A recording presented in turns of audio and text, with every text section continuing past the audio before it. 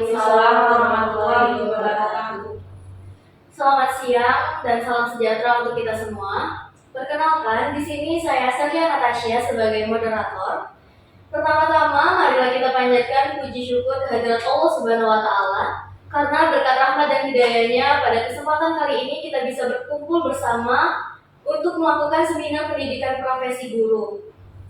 Sebelum memulai acara, alangkah lebih baiknya kita mengucapkan Bismillahirrahmanirrahim. Pada kesempatan seminar kali ini akan dilakukan oleh penyaji yang bernama Adibela Prihatini. Lalu pembahas pertama yaitu Ibu Afni Silvianti, pembahas kedua yaitu Ibu Retno Setiasari. Untuk mempersingkat waktu, marilah kita langsung mulai pada acara berikutnya, yaitu penyajian yang akan langsung disampaikan oleh Ibu Bella Prihatini. Kepada Ibu Bella, waktu dan tempat dipersilakan. Assalamualaikum warahmatullahi wabarakatuh. Waalaikumsalam warahmatullahi wabarakatuh.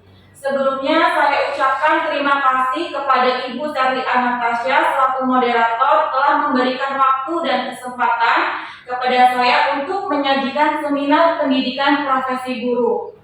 Perkenalkan, nama saya Adibela Prihatini dengan NIM A2G1 22305, rumpun Paudas R002, PPG Prajabatan Gelombang 2 Universitas Jambi.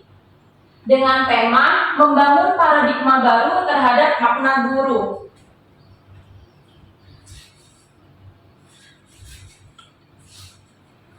Dari hasil refleksi pengalaman belajar, setelah menempuh bagian mata kuliah mulai dari mata kuliah inti, selektif maupun elektif, pada semester 1 hingga semester 2 ini dilanjutkan dengan merefleksi seluruh mata kuliah tersebut. Saya memilih 2 mata kuliah yang menurut saya paling bermakna dan membawa sedikit banyak perubahan bagi perkembangan kompetensi keguruan saya, yaitu pada mata kuliah PPL 2 dan Computational Thinking. Untuk hasil refleksi pembelajaran pengalaman belajar, saya mengambil PPL 2 pada topik 4, yaitu praktik pembelajaran mandiri, dan untuk mata kuliah selektif dan elektif, saya mengambil mata kuliah Computational Thinking yang ada di topik 2, yaitu Siti dalam kurikulum. Pada PPL 2, topik 4, pengalaman belajar terpilih, pengalaman belajar yang telah saya pilih dalam mata kuliah PPL 2 adalah topik 4 yang mana membahas tentang praktik pembelajaran mandiri. Topik ini saya pilih karena pada saat siklus mengajar mandiri inilah saya berkesempatan lebih banyak dalam bereksperimen untuk melaksanakan pembelajaran secara mandiri tanpa pendamping penuh dari guru pamong ataupun dosen pembimbing lapangan. Hal ini secara tidak langsung melatih kepercayaan diri dalam mengelola kelas seorang diri dengan bantuan teman sejawat sebagai pengamat di dalamnya. Ini merupakan salah satu foto atau dokumentasi pada saat saya melakukan praktik pembelajaran terbimbing. Selanjutnya, good practice menurut saya yang pertama itu pentingnya seorang guru untuk memahami terlebih dahulu bagaimana keberagaman karakteristik siswa yang akan diajarnya dengan melakukan pemetaan atau profiling. Sehingga dalam pengelolaan kelas nanti ada guru lebih siap dan dapat menciptakan pembelajaran bermakna bagi peserta didiknya. Yang kedua yaitu untuk mewujudkan pengelolaan kelas yang baik. Satu hal penting yang perlu dipersiapkan guru adalah dengan membuat RPP atau modul ajar yang baik dan sesuai dengan karakteristik peserta didik agar rencana pembelajaran lebih terarah dan terorganisir. Selain itu, guru juga harus memiliki kemampuan dalam penguasaan materi yang akan diajarkan. dan pentingnya penerapan metode atau model pembelajaran yang tepat untuk mengakomodasi kebutuhan peserta didik.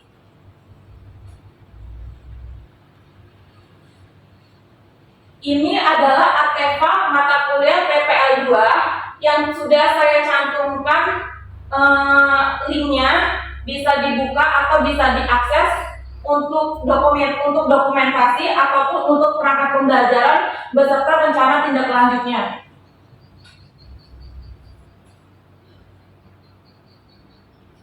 Selanjutnya masuk ke dalam mata kuliah selektif atau elektif, yaitu Computational Thinking atau CT. Pada mata kuliah CT adalah mata kuliah yang membahas bagaimana proses berpikir dalam menyelesaikan persoalan dan memiliki strategi dalam memecahkan permasalahan secara efektif, efisien, dan optimal.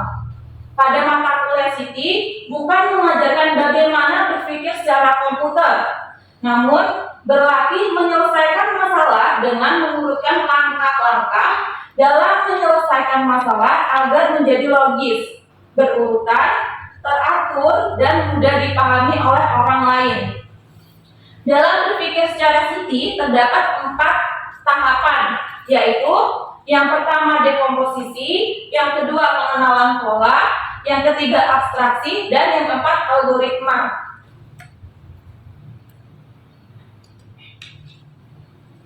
Pada CT bukan untuk membuat manusia berpikir seperti komputer, melainkan cara berpikir manusia secara komputer dalam menyelesaikan permasalahan, karena cara berpikir manusia jauh lebih kompleks dari komputer yang diciptakan dan diprogram oleh manusia.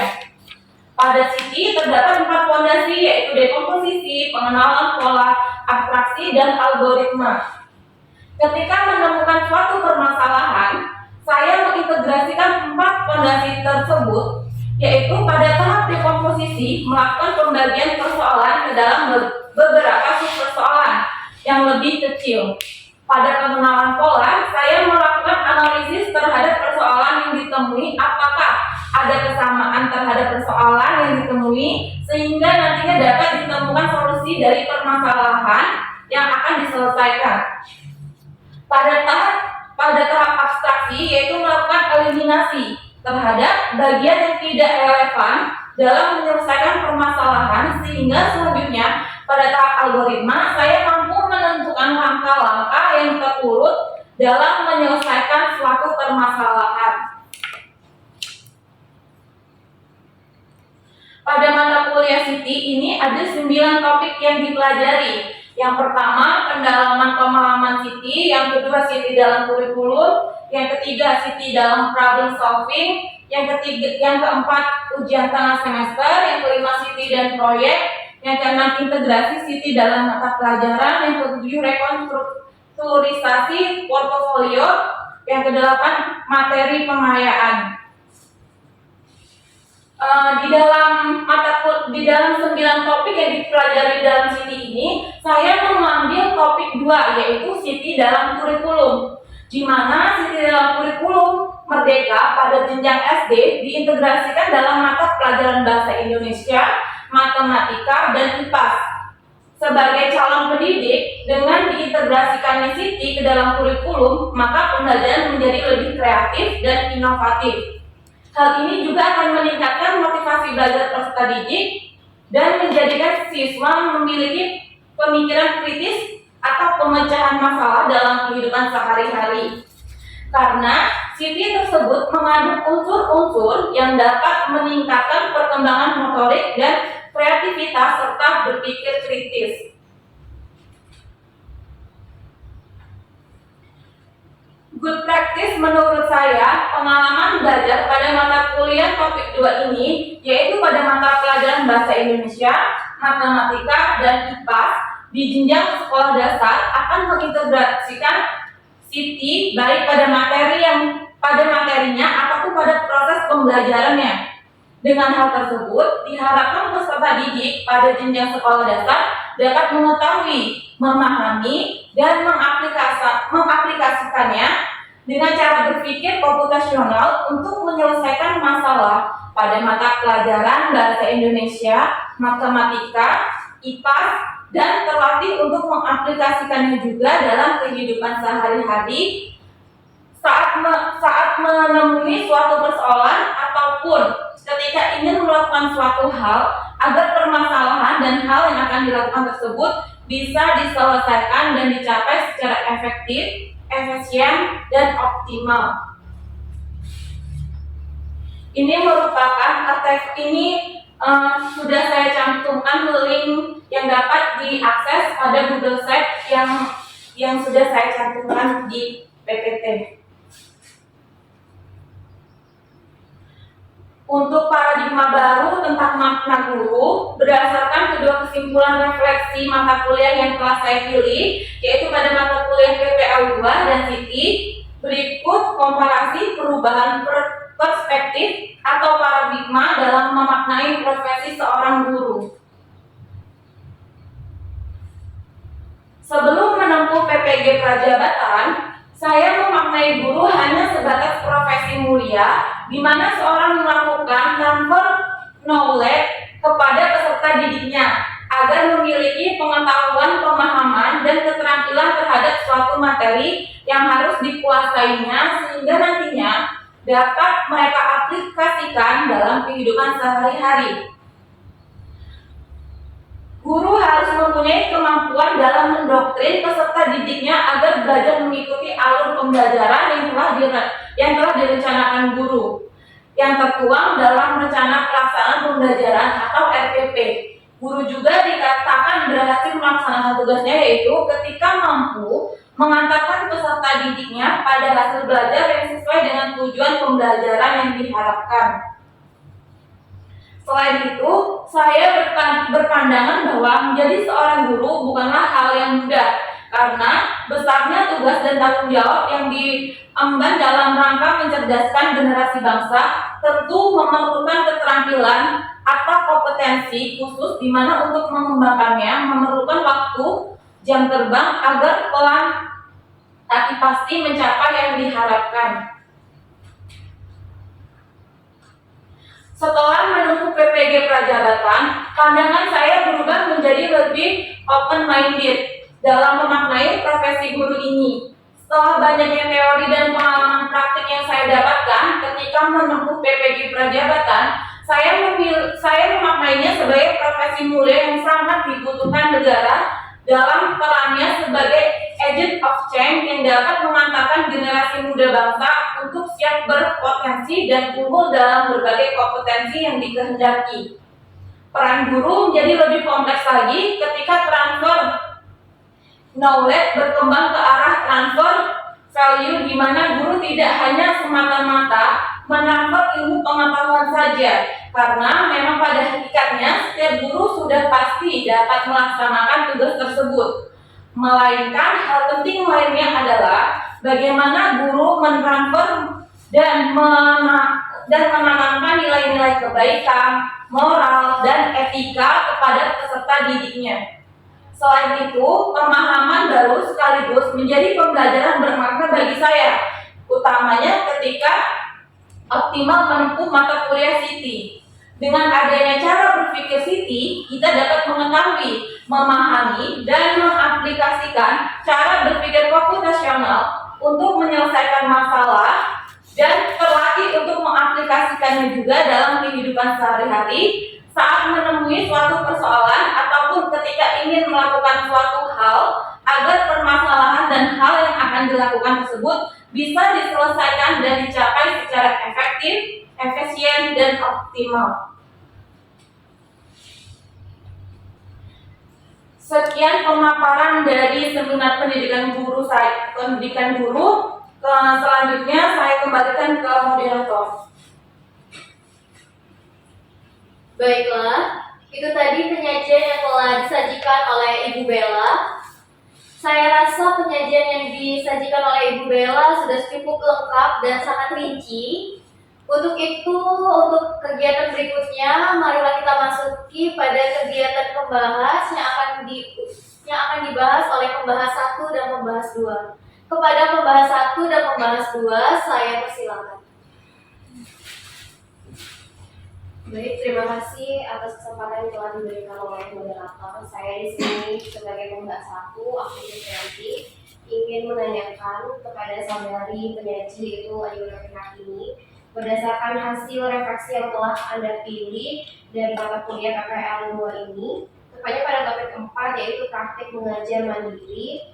Di dalam good practice tersebut, Anda menjelaskan bahwa untuk mewujudkan pengelolaan kelas yang baik, satu hal penting yang perlu dipersiapkan guru adalah dengan membuat MPP atau modul ajar yang baik dan sesuai dengan karakteristik peserta didik.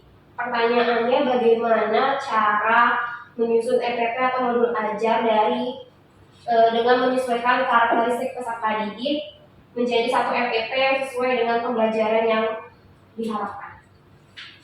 Saya kembalikan kepada moderator.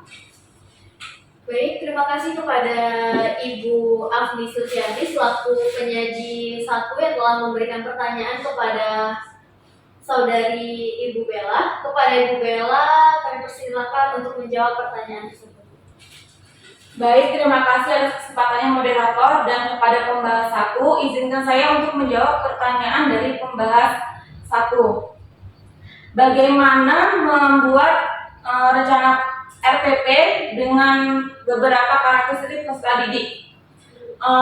Kalau untuk membuat rencana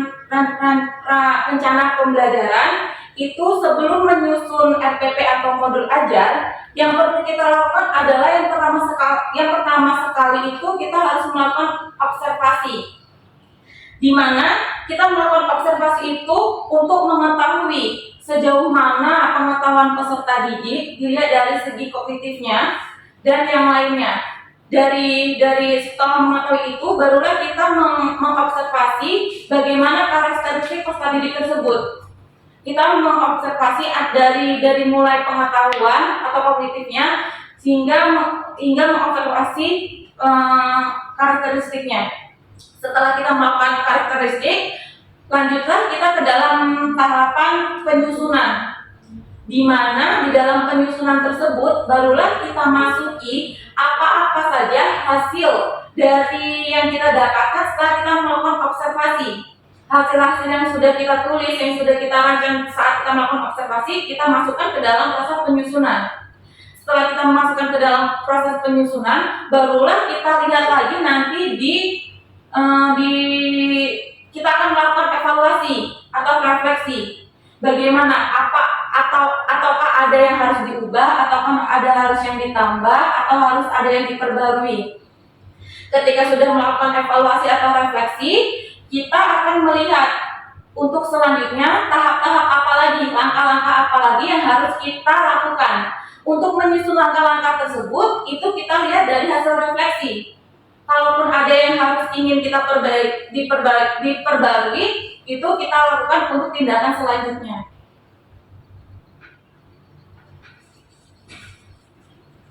Baiklah, itu tadi jawaban yang telah diberikan oleh saudari Bella. Bagaimana Ibu pembahas 1, Ibu Afni, apakah jawaban yang telah diberikan oleh Ibu Bella sudah cukup? Sudah cukup.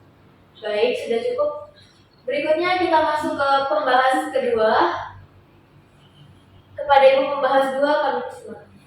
Baik, terima kasih kepada saudara moderator telah memberikan kesempatan kepada saya untuk bertanya atau membahas penyaji dari Ibu Bella.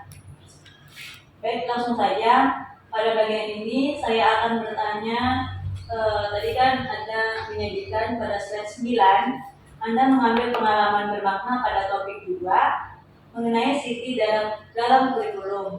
Yang Anda jelaskan tadi terdapat Siti dalam mata pelajaran Bahasa Indonesia, Matematika, dan IPAS. Lalu, bisakah Anda berikan contoh bagaimanakah penerapan Siti itu di dalam salah satu mata pelajaran? Terima kasih. Saya kembalikan kepada moderator. Baiklah, terima kasih atas pertanyaan yang telah diberikan. Kepada Ibu Bella, kami persilakan untuk menjawab pertanyaan tersebut. Terima kasih atas kesempatannya kepada moderator, dan terima kasih kepada pembahas 2. Baiklah, izinkan saya untuk menjawab pertanyaan dari pembahas 2. Untuk mata kuliah yang diterapkan Siti, kebetulan pada saat saya melakukan praktik pembelajaran mandiri, saya memegang materi itu materi IPAS. Jadi saya menerapkan integrasi Siti itu dalam mata pelajaran IPAS. Tentunya untuk penerapan Siti tersebut kan ada empat fondasi Siti. Yang pertama dekomposisi, pengenalan pola, abstraksi, dan algoritma. Di dalam empat fondasi tersebut, kita harus menanamkan kepada peserta didik. Kita tanamkan empat fondasi tersebut terhadap peserta didik. Lalu sebenarnya dalam empat fondasi tersebut, kita biasakan peserta didik untuk menerapkannya dengan secara tidak langsung. Tanpa kita mengucapkan, kita harus melakukan dengan abstraksi, pengenalan pola, tapi itu akan berjalan dengan sendirinya. Dan itu harus dibiasakan kepada peserta didik. Dengan contohnya, seorang guru itu melakukan seperti yang saya lakukan kemarin, guru memberikan tugas terhadap peserta didik dengan memberikan tugas yaitu melakukan percobaan mengenai membuktikan sifat-sifat cahaya. Dari situ bisa kita lihat bahwa penerapan empat fondasi Siti tersebut sudah terlaksana dengan cara peserta didik dari mulai dia menyiapkan alat dan bahannya, terus memotong polanya, menyusun bagian-bagian untuk melakukan percobaan hingga peserta didik melakukan percobaan tersebut. Dari situ dapat kita lihat dari step by step yang dilakukan oleh peserta didik itu sudah mencakup empat fondasi Siti tersebut. Jadi tanpa kita sadari sebenarnya penerapan empat fondasi Siti ini sering terjadi di kehidupan kita sehari-hari, yang bisa dilihat dalam penerapan dalam materi IPAS tersebut pada saat melakukan percobaan. Jadi tanpa kita sadari untuk membuktikan sifat-sifat cahaya tersebut, anak-anak peserta didik sudah melakukan atau mengintegrasikan empat fondasi Siti tersebut. Jadi bisa dikatakan secara tidak langsung penerapan tersebut sudah ada di peserta didik.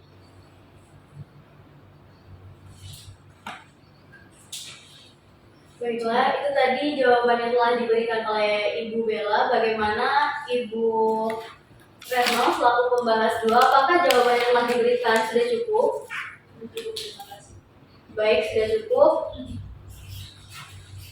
Berikutnya, apakah masih ada pertanyaan kepada saudari pembahas yang ingin masih ditanyakan?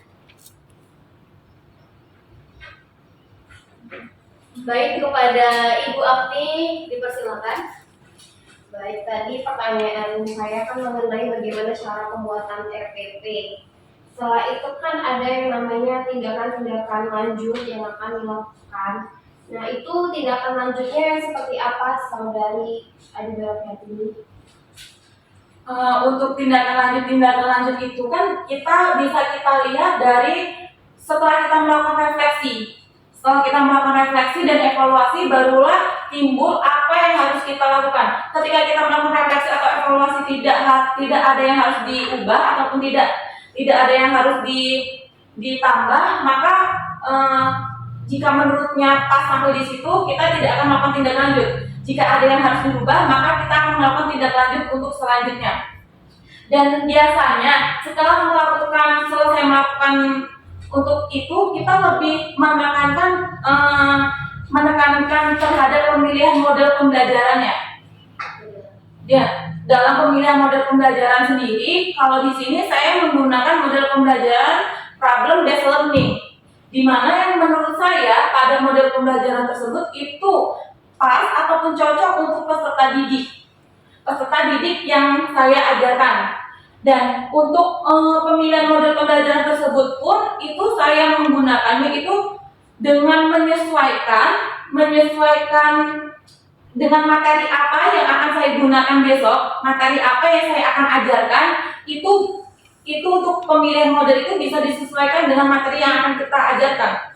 Karena materi yang saya ajarkan itu merupakan materi percobaan, maka anak itu menyelesaikan masalah, di mana pada model pembelajaran problem based learning ini guru memberikan persoalan ataupun masalah terhadap peserta didik, kemudian peserta didik menyelesaikan persoalan tersebut.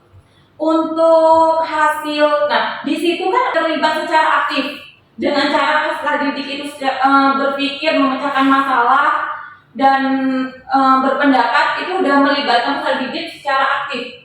Untuk masalah hasil, berhasil atau enggaknya itu setelah pembelajaran nanti, di akhir pembelajaran kan akan ada namanya evaluasi dan refleksi. Apakah model pembelajaran yang saya gunakan itu cocok atau enggak, pas atau enggak, itu bisa dilihat di akhir pembelajaran. Jika tidak, maka untuk selanjutnya akan dilakukan pertukaran model pembelajaran dengan memperhatikan materi yang akan diajarkan. Jika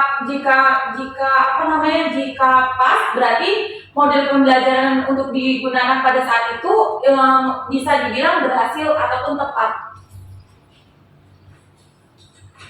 Baiklah, itu tadi jawabannya telah diberikan oleh Ibu Bella. Bagaimana Ibu Afia, apakah sudah cukup?